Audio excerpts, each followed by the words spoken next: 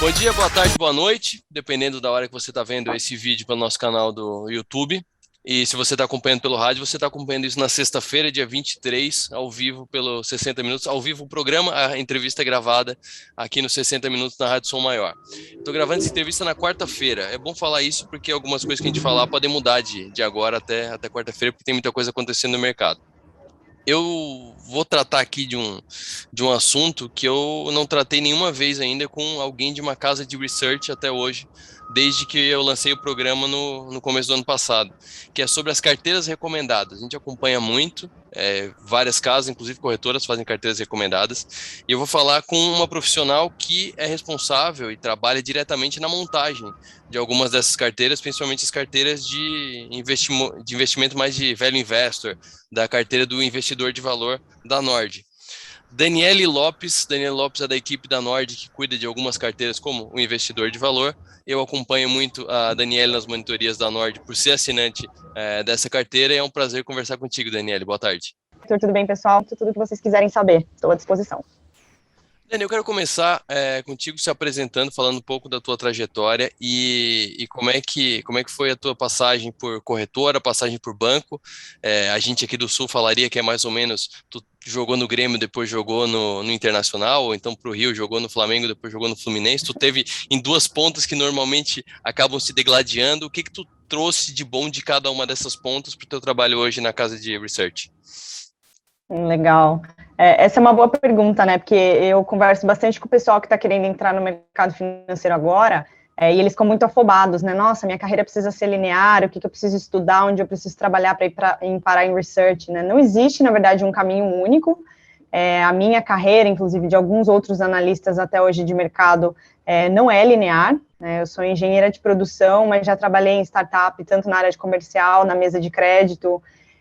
Já trabalhei com educação financeira durante alguns anos, trabalhei em banco, como você falou, em corretora, então tudo isso foi somando, né, e me trouxe a experiência, a oportunidade de ser analista de ações, algo que eu já era apaixonada pelo mercado financeiro de ações em específico como investidora, e eu acho que o que mais agregou, né, que eu consegui levar para a Nord, que eu já fazia bastante, e isso está cada vez mais intenso, não somente na Nord, né, mas no mercado financeiro, a proximidade com o cliente, né, o atendimento a cliente, até, assim, literalmente esmiuçar aquelas palavras difíceis, né, Essa experiência do banco que tu falou que tu esmiuçava para os clientes os termos mais complexos, como é que tu vê as pessoas hoje que acompanham a Nord, que é um serviço mais nichado, né? Então, se a pessoa chega numa casa de research, ela já está interessada em investir, provavelmente já começou alguma coisa, já fez alguma coisa. Tu vê ainda muita gente usando as carteiras recomendadas, as monitorias para aprender sobre o mercado financeiro e não só para se informar sobre as empresas? Sim, inclusive, como você bem falou, né? A pessoa que ela busca o research, ela quer aprender a investir. Às vezes ela já investe, na verdade, ela quer ter uma segunda opinião, ou ela se identificou com a nossa estratégia, né? Porque não somente existir a casa de research, existir a estratégia por trás das carteiras, né? Então, a gente conversa com pessoas que estão começando a investir, a gente também conversa com pessoas que querem ajustar a carteira, seguiam carteiras recomendadas, às vezes públicas, e começam a ficar com medo, né? Se a ação ou ela dispara, a pessoa quer entender melhor se faz sentido ou não, se vende, se ela despenca, o contrário também vale. Então, eu acho que o que eu diria hoje, o aprender, é mais as pessoas começarem a perceber o quão é importante você investir no que você conhece, né? Conhece e confia, é uma consequência quando você entende como aquele negócio faz dinheiro. Então, é um trabalho de formiguinha, óbvio, a gente tem uma enorme geração de conteúdo, não somente no pago, mas no gratuito, para fazer as pessoas começarem a entender um pouco mais desse universo, que ele não é para ser difícil, é para ser fácil, é para ser gostoso, né? Porque a ideia é que você não somente ganhe dinheiro, mas entenda como você chegou lá. Então, esse basicamente o nosso trabalho, né? Fazer toda essa parte de que todo mundo chama, né? Educação financeira, mas que traga um resultado para as pessoas, né? Principalmente no longo prazo, assim, gerações de patrimônio. E é um pouco difícil, né?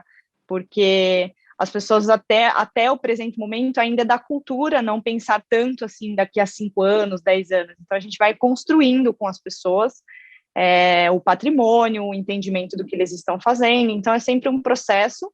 Quem escolhe vir para o lado de cá, né? A gente brinca, quem escolhe fazer o detox, quem escolhe aprender Não aprender assim, obrigação, ter que assistir a monitoria, mas quem escolhe vir bater papo com a gente, mandar as perguntas, entender o nosso trabalho, o que a gente está proporcionando, gosta, né? E se optar por seguir a sua própria carteira, pelo menos tenha a opinião, tenha o respaldo, né? Assim, a gente estudou para fazer isso, né? Não é somente... A internet está cheia de opiniões, então até isso a gente ajuda, né? A gente tenta filtrar tudo para falar, olha, isso aqui parece ser interessante, isso aqui não, mas sempre no final a decisão é de cada um, né? O investidor, ele precisa, de alguma forma, eu falo, alcançar a independência intelectual dele, né? Se ele não sabe o que ele está fazendo, minimamente em 2 meses ali com a Nord, 3 meses, um contato constante, ele já começa a entender cada vez mais, né? Muito melhor. Uma dúvida que eu tenho quando eu vejo uma carteira recomendada, o investidor de valor, como eu falei, eu sou assinante. Se não me engano, está com 16 ações agora. 16 ações de um mundo de, sei lá, 300 empresas que tem na Bolsa de Valores brasileira, eu acho. Umas 100 que são razoavelmente faladas, tem alguma liquidez mais razoável. Como é que faz para montar a carteira e para não ficar caindo naquele famoso FOMO de, será que eu não deveria colocar aquela ação? Pô, aquela ação também tá legal. Como é que tu define essas que estão ali e principalmente como é que tu define as que não entram na carteira? Tu, no caso, junto com o Bruce, junto com a Júlia, junto com o Fabiano, junto com a equipe do investidor de valor, né? Uhum. Tá.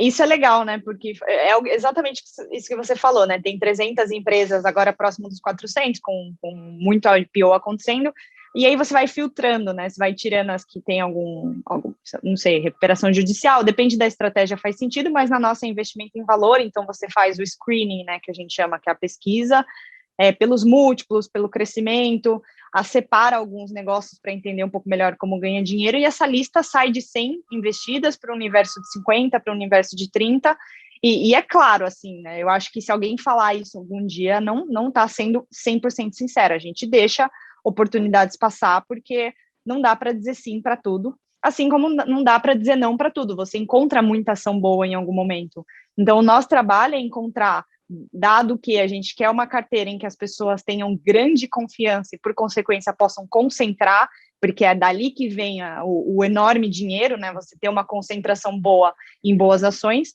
é onde você vai ganhar muito dinheiro. A gente acha isso muito mais interessante do que você ter 1, 2% em várias ações. Aí uma delas subiu 10%, de 2% de um patrimônio total não faz muito sentido. Então, você já conhece a estratégia, a gente gosta, confia e concentra. É por isso que a gente fala muito não, tá? E às vezes o que a gente vai falar não vai subir, tá? Sinceramente, a gente não se preocupa se algo está subindo ou caindo, porque aquilo ali é o mercado, né? Ou com medo, ou com muito otimismo. Aquilo ali não tem nada a ver com o resultado da empresa, né? Então, o analista ele precisa ser muito mais racional, né? Para não acontecer exatamente isso que você falou do FOMO, né? Então, o medo de ficar de fora, né? Aí sempre tem o inglês, né? Fear of missing out. Então, poxa, por que eu não entrei naquele IPO? Disparou 30%, mas assim, disparou 30% e de repente a empresa está num ciclo super positivo, ela pegou um histórico de resultados super, né, otimista, verdinho, botou no prospecto e te vendeu essa ideia, entendeu? Nem tudo que está no prospecto é garantia de que vai continuar daqui para frente. Óbvio, nada é garantido, mas assim, se você entende que o negócio é cíclico, se você entende que o negócio tem não recorrente, né? Não quero entrar muito nessa parte, né, do financeiro, mas assim, entender específico do negócio, para não olhar e falar, subiu 30%. Se alguma coisa que a gente percebe que não é tão interessante sobe 30%, assim, a vida segue, entendeu? Quem conseguiu ganhar dinheiro com aquilo, beleza, o mercado não tem uma estratégia única, né, para ganhar dinheiro, a gente escolhe uma estratégia que seja boa, a empresa seja boa e que no longo prazo ela continue crescendo, né, e o mercado vai reconhecendo isso aos poucos, que as pessoas possam ganhar dinheiro com ela,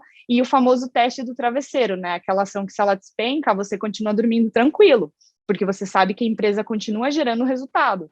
E o que acabou de acontecer aqui no mercado, que a ação saiu de, não sei, de 20 para 5 reais, não faz nenhum sentido. A ação continua sendo uma boa empresa, né? Então, é uma jornada muito longa de falar não, é uma jornada de você ver outras ações subindo, mas, assim, tudo tem que convergir para os fundamentos, que é o que a gente olha. Existem outras vias de se ganhar dinheiro, claro, Mas essa é a via que preenche todas as variáveis que eu falei aqui com vocês. É a que faz, e estamos sendo muito felizes, né, na estratégia, vide a rentabilidade. Como é que vocês tratam com os feedbacks dos assinantes? Por exemplo, a pessoa comprou uma ação que estava na carteira num dado momento, aí ela cai, aí a pessoa fica angustiada com isso, ou então teve uma ordem de venda, porque acontece também às vezes em carteira recomendada de vender para trocar o ativo, e aí a ação assim, que é um pouco depois que é vendida, ela dispara e multiplica várias vezes. Como é que vocês tratam disso? E eu já emendo também uma outra pergunta, que é, vocês usam muito sugestões dos assinantes para estudar ativos, por exemplo, fulano, o pessoal está falando do ativo tal, vamos dar uma olhada. Vocês usam muito isso? Tem muito esse uso de feedback dentro das reuniões? Com relação à primeira pergunta, né, quando a gente faz uma venda, uma movimentação e as pessoas vende com prejuízo, acho que é o melhor exemplo, né, precisei sair da posição e estou com prejuízo, ou acabei de vender e a ação dispara, assim, acho que é um processo, né, assim, como é impossível saber, pode ser mesmo que a gente venda e amanhã a ação dispare por alguma notícia muito aleatória, é a aleatoriedade, né, você está sujeito a isso. Para a gente não muda nada, né? A gente sempre vende também, assim como a compra é fundamentada, a venda também né? A tese já aconteceu, a gente preferiu outras opções, né? Ou seja, existe uma empresa que tem melhores fundamentos e a gente prefere trocar do que sair naquela coisa que eu falei da carteira com 50 mil ativos, 2% em cada um, isso para a gente não faz sentido. E tem um erro também de análise e fundamentos mudaram, né? Então isso também pode acontecer. E aí a ideia do processo, né? Assim como a compra foi bem explicada dos motivos e o que a gente vai fazer, a venda também tem que ser. E principalmente no investidor de valor, né? No trader, quando as pessoas precisam de um apoio extra, ou seja, expliquei tudo, e mesmo assim ela está desconfortável em vender com prejuízo, a gente explica. Assim como o preço da ação está ali chacoalhando, a dinâmica da empresa está mudando, e nem sempre aquilo está mais no preço. Então, não dá para ficar ancorado no preço que a gente pagou no passado, né? Não somente para prejuízo, às vezes a ação você paga R$10, né? Vamos falar aqui de cotação, não é o múltiplo, mas você pagou R$10, ela foi para R$100 e você tem dó de comprar mais. Mas assim, se a empresa continua crescendo e existe crescimento de R$100, ela pode ir para 500, elas desdobram, né, ao longo do caminho. Mas se ela não desdobrasse, ela poderia ir para 500. Então, por que você fica com dó, né? Muito entre aspas, por que ter dó de vender e dó de comprar, sendo que você pode ganhar dinheiro em outra oportunidade ou você pode continuar aportando para ganhar dinheiro nessa? Então, e é o racional, né? Na verdade, é o racional para aprender como lidar com o emocional na bolsa. Então, o trabalho do analista, eu até brinco, não é só recomendar a carteira, você precisa dar todo o suporte para o assinante. Não faz nenhum sentido ele não entender o que ele está fazendo e ele não ter suporte nessa hora que ele está preocupado, né? Minha carteira está despencando, minha carteira está subindo, às vezes ele tem vontade de vender e se arrepende depois, porque a ação continuou subindo e tem fundamento. Então, é um trabalho sempre de proximidade, né? Para ele se sentir confiante e confortável no que ele está fazendo. E com relação à sugestão, sim, a gente escuta todas, aliás, tem muita gente que traz notícias legais para a gente ler, ideias legais, a gente discute entre nós com certeza, a gente não sai correndo para olhar uma tese, principalmente quando está na boca do mercado, né? Se o mercado já falou muito daquela tese, ou já existe otimismo demais, ou já ficou fácil de precificar, então sim, a gente olha, mas não tem nenhuma pressa para sair comprando. Recentemente isso tem acontecido, né, com a IPO e tudo mais, então o pessoal fica, ai meu Deus, uma nova empresa, e aí também o nosso trabalho é calma, tem que olhar a empresa, tem que entender melhor, o histórico é pequeno, não dá para sair colocando um pouco do seu dinheiro, não dá em árvore, né, então a ideia do seu patrimônio é que ele seja muito bem seletivo, quanto mais seleto, melhor. Então a gente escuta sempre, e vai separando aí para olhar aos poucos, conforme é interessante, e quando a gente já olhou, a gente também já devolve o feedback, né, do que a gente teve de impressão olhando aquela ação. Deixa eu aproveitar o gancho que tu falou dos IPOs. Como é que funciona quando está num momento como agora, que tem vários IPOs acontecendo? de várias áreas diferentes, tem dia que às vezes estreia mais de uma ação na bolsa. Como é que vocês fazem internamente? Porque eu vejo que tu aparece muito e o próprio Bruce, quando é questionado sobre algum IPO, ele fala, a Dani está estudando, a Dani está olhando essa, tal. Como é que vocês fazem? Vocês dividem, esse é mais o setor do Fabiano, esse é mais o setor para mim, porque os mais fora da curva que eu vejo normalmente é contigo, que é, por exemplo, a Ocean Pact, que tu fez inclusive um vídeo público, se não me engano, sobre a Ocean Pact esses dias, que não era para os assinantes, Uhum. era no YouTube. Como é que vocês fazem? Vocês pegam a lista de IPOs e fazem uma seleção e distribuem as tarefas? Eu gosto de olhar IPO, né? Não para sair comprando, mas é porque assim você encontra cada coisa dentro do prospecto, né? As promessas. E assim, a IPO é sempre em janelas, né? Então você teve a janela desde o ano passado do varejo tech, dos hospitais. Eu já recebi vários apelidos, né? De bruxa do IPO, porque quando eu vou falar alguma coisa da empresa, sempre tem um pouquinho de humor ácido. Uhum. É o meu perfil de escrita também, né? Não é somente isso que eu gosto de escrever, mas eu gosto de escrever bastante sobre a IPO. Por isso que o Bruce fala que sou eu que estou olhando, porque sou sempre eu que estou olhando, né? A gente ainda tá trazendo mais analistas para reforçar o time, e em breve eu não serei a única a vê-los. Mas em divisão de analistas, assim, a gente não divide por setor, a ideia é que todo mundo consiga aprimorar a análise em todos os setores, até porque de um setor específico ajuda bastante, assim, você consegue ter uma conversa enorme falando de bancos e incorporadoras, e se você ficar nichando muito isso, o analista não enxerga tudo, né? Então, existe um viés, né? A quebra de viés é o que você pensa, o que você é, o que você vê. Então, a ideia é que os analistas consigam ver o máximo possível de coisas, né, dentro do seu devido tempo, sem sair correndo. Mas eu puxei muita leva de IPO, né, para olhar desde o ano passado, por isso que eu ganhei esse apelido. Mas é porque eles vêm realmente cheio de promessas, nem sempre com bons resultados, e muitos deles as pessoas conseguem encontrar público, né? Eu faço as newsletters e faço os vídeos no YouTube para educacional mesmo, até para mostrar para as pessoas, olha, não é porque é uma empresa que está chegando agora que ela é uma baita novidade, tá? Às vezes é um varejo convencional travestido de plataforma ESG tecnológica patinete, assim, é a mesma coisa, é o prospecto querendo te vender outra coisa. E aí, de novo, entra no alerta ao investidor pessoa física, né? Porque se ninguém avisar, as pessoas compram sem saber o que é. E aí, depois essa ação não anda, a empresa não dá bom resultado, ela começa a despencar, as pessoas ficam desesperadas. Então, esse é o trabalho da educação, né, que a gente fala. Mas em breve terão mais pessoas olhando, sim. Aí o Bruce vai falar que não sou só eu. Provavelmente vai ser a chefe da equipe de IPOs.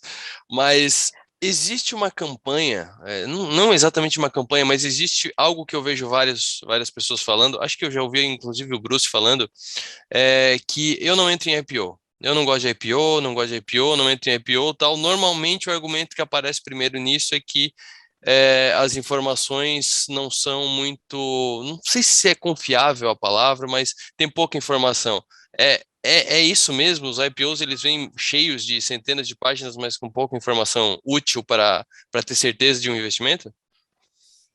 Com relação às informações, sim, né? Tem prospecto que passa de 1.000 páginas, o Bruce até dá risada, ninguém lê, eu leio, né? Quando eu estou olhando o IPO, eu passo em tudo, assim, até para ter certeza que nenhuma informação está passando despercebida, mas eu passo muito mais tempo tentando entender do setor, lendo notícia da história da empresa de alguma forma, conversando com alguém que entenda do setor, do mercado e pensando do que avaliando o que está dentro do prospecto. Por quê? Porque foi o que eu acabei de falar, eles vendem dentro do prospecto um negócio que não é exatamente a empresa, né? Então, é uma plataforma online que vende coisas para o agro, assim, vendo semente, sou uma plataforma agro, e a pessoa, né, e a empresa é um varejo de semente. Eu sou ESG, e a empresa é fornecedora do setor petrolífero. Então, peraí, e o nosso trabalho é pensar, né? Você dá aqueles estalos e fala, mas peraí, ESG, pró meio ambiente, não faz muito sentido. Né? Tudo bem que dentro da lei do ESG, né, tem algumas regrinhas que se você não é ESG e começa a fazer projetos sociais, você como é que fala? É perdoada e passa a ser um pouco ESG. Mas, assim, é muito estranho, né? E o mercado está cheio disso, está cheio dessas, né? A palavra certa é bizarrices, EBITDA ajustado, e agora tem EBITDA ex-Covid, não sei o quê. E o IPO vem nessa janela de mercado muito aquecido e rápido, né? Que foi o que eu falei, Uhum. Que nem todo mundo consegue olhar tudo.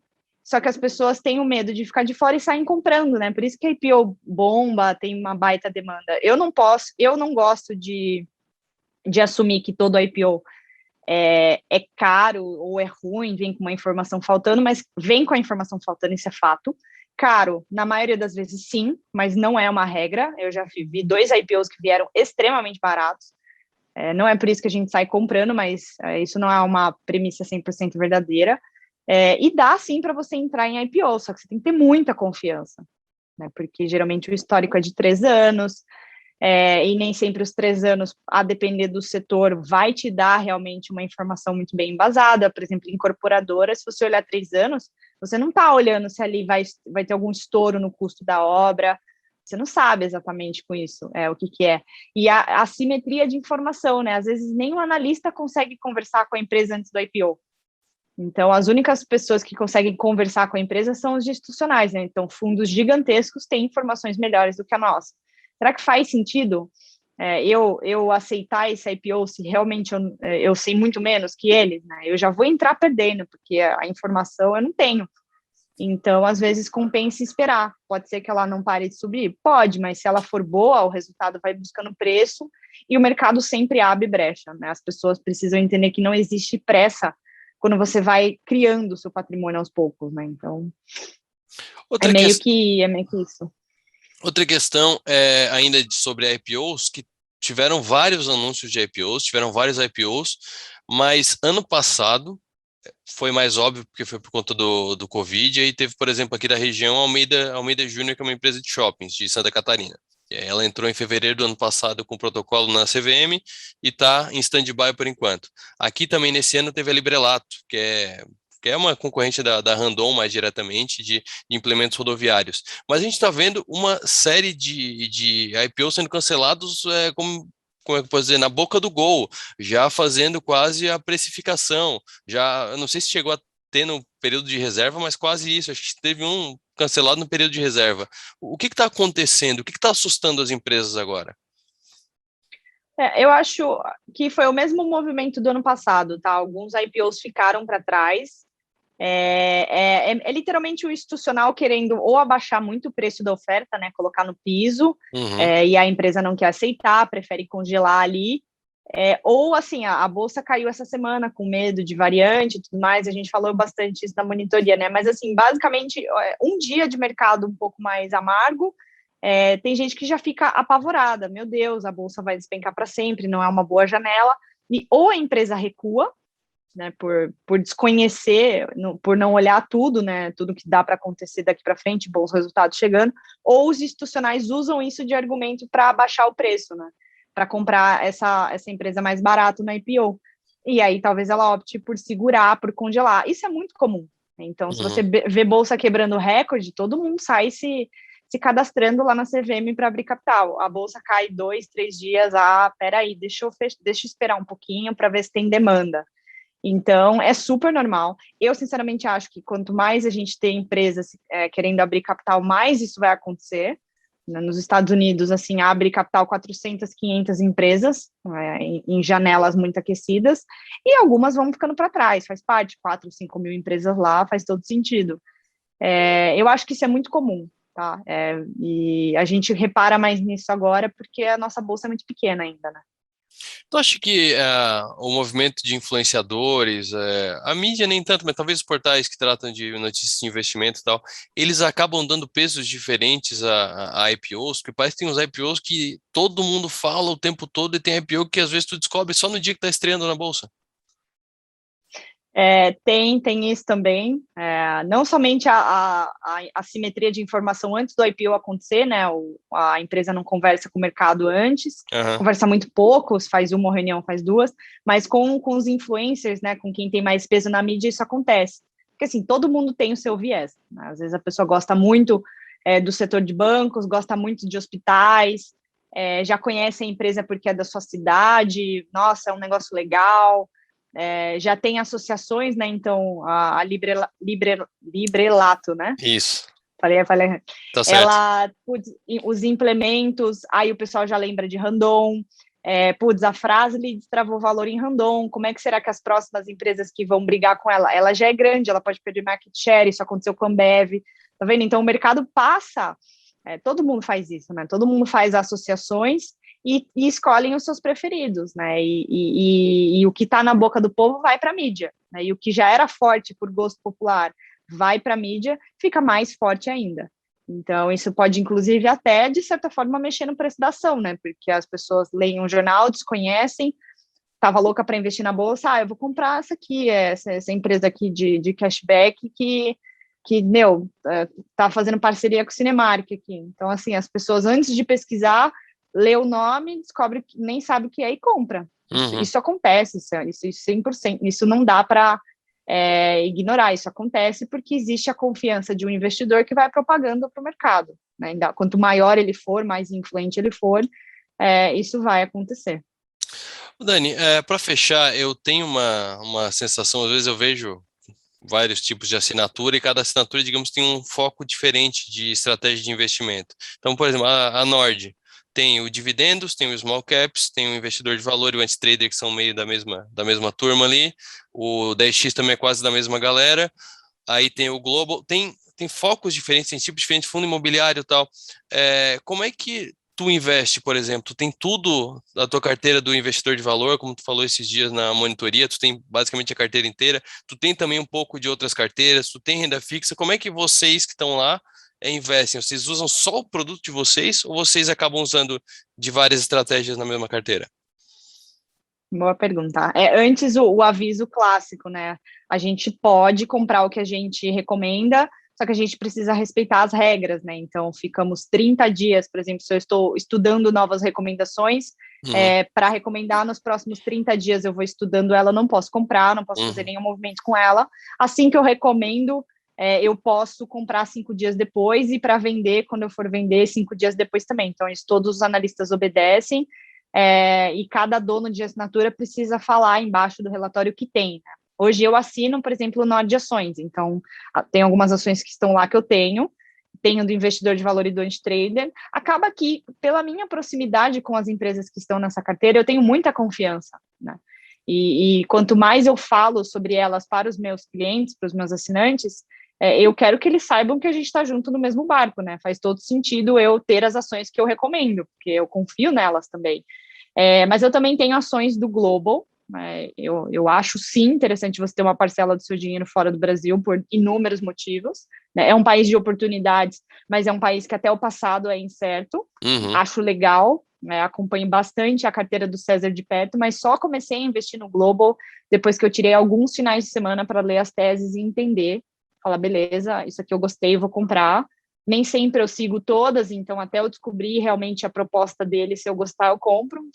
Para isso que serve o analista, né? Ele faz o crivo e você ainda, se quiser, faz o crivo do crivo. Não é obrigado, claro, mas eu sou analista, então é analista com analista, a gente faz isso. E eu comecei a reinvestir, né? Voltei a fazer a minha carteira de fundos imobiliários, né? Um pouquinho ali. Acho bem legal a ideia da renda passiva. O Max tem feito um trabalho assim maravilhoso e eu, Daniele, tenho. E tenho renda fixa mais para caixa, né? Reserva de emergência. Mas assim, a tese de small caps e de deep value, né, algumas também se coincidem. Tem umas que eu estou de olho e eu percebo que se os meninos recomendarem, ou eu mesma conseguir fazer um call com a empresa e achar interessante, trago para minha carteira. Mas a gente acaba tendo a carteira mais próxima do que a gente recomenda, né? Pela proximidade com a tese, eu olho os resultados deles, eu falo com eles. Então, assim, com a confiança que eu tenho para conversar com os meus assinantes sobre a tese, é a mesma confiança que eu tenho para ter essa ação na minha carteira também. Então, pode ser um tipo de viés? Pode. Acho que se eu começar a olhar um pouco mais para as outras carteiras da casa, talvez eu até traga ideias novas para cá. É uma coisa que a gente vai fazer cada vez mais com o time de analistas ficando cada vez mais robusto. Mas são estratégias diferentes, né? A estratégia para minha carteira de longo prazo hoje, tudo isso que eu falei, né, de FIIs, Global e ações de valor, me atende muito bem. Dani, obrigado pela atenção, por essas informações, por esses esclarecimentos e principalmente pela parte do IPO, que tem muita gente que com certeza tem essa curiosidade. Afinal, entra ou não entra em IPO? O que que o IPO tem de diferente? Como é que se trabalha com IPO? Então, eu acho que isso é o que vai mais chamar a atenção. Vai ter muita gente olhando mais de uma vez a entrevista para anotar os pontos. Obrigada a você pelo convite, Arthur. Acho que se quiser um dia falaremos novamente sobre a IPO, que o que o pessoal quiser, tiver mais dúvidas, estou super à disposição. É isso aí, a gente marca de conversar de novo, então. Obrigado, Dani. Obrigadão. Bem legal essa entrevista com a Dani Lopes, da Nord Research. Se você tiver curiosidade para conhecer mais, conhecer o Investidor de Valor, que é uma das assinaturas que ela participa, que ela monta junto com o Bruce Barbosa, ou as outras assinaturas da Nord, eu coloquei um link ali da Nord, vou começar a fazer isso, botar referências das pessoas que a gente traz para o programa aqui para você conhecer melhor, até porque a gente não tem tempo de fazer uma entrevista e mostrar tudo, né? O mercado financeiro tem muitas nuances, mas tem um link aqui embaixo para se você quiser conhecer melhor, se quiser assinar, tem um cupom ali para assinatura também. Eu deixei ali também o link se você não está assistindo pelo YouTube, talvez assistindo o vídeo incorporado na matéria, entra no canal do YouTube direto, entra no link direto no YouTube, que daí tem ali também o Instagram dela, o meu Instagram também, e eu coloco os trechos da entrevista, eu coloco por assuntos, então fica mais fácil de você aproveitar melhor também a entrevista. Espero que você tenha curtido. Se tiver alguma sugestão também para outra entrevista para a gente fazer, manda para mim pelo Instagram, o Instagram vai aparecer aqui embaixo, o Arthur Lessa, e aí manda para mim que eu vou atrás. Estou buscando alguns outros influenciadores legais, algumas outras pessoas legais para falar sobre o mercado financeiro aqui nas sextas-feiras, nos 60 minutos. Até mais.